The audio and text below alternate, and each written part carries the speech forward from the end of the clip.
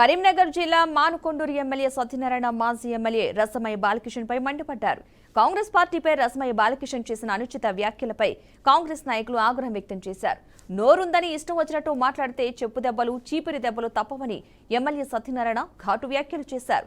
రసమయ్య బాలకిషన్ చేసిన అనుచిత వ్యాఖ్యలకు వెంటనే క్షమాపణలు చెప్పాలని డిమాండ్ చేశారు. అనవసరమైన మాటలు మాట్లాడకుండా అనవసరంగా ప్రజలను రెచ్చగొట్టే విధంగా మీరు చేస్తున్న ఏ ప్రయత్నం కూడా ఫలించది. నిన్న పాల్గొన్నటువంటి ఆ ధర్నాలో కూడా ఎవరు కూడా రైతు పాల్గొనలేదు. ఎందుకు పాల్గొనంటే రైతులు సంతోషంగా ఉన్నారు. కాంగ్రెస్ మాట అంటే తప్పదు. గతంలో రాజశేఖర రెడ్డి ప్రభుత్వం రుణమాఫీ మాట ఇచ్చింది, ఏకకాలంలో రుణమాఫీ చేసింది.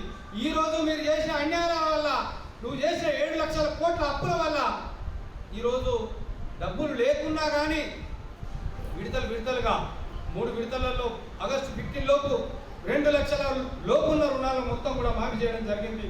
పైన ఉన్న వాటిని కూడా మాఫీ చేసే ప్రభుత్వం కాంగ్రెస్ ప్రభుత్వం. కాబట్టి నువ్వు చెప్పిన మాటలను వెనక్కి తీసుకోవాలి.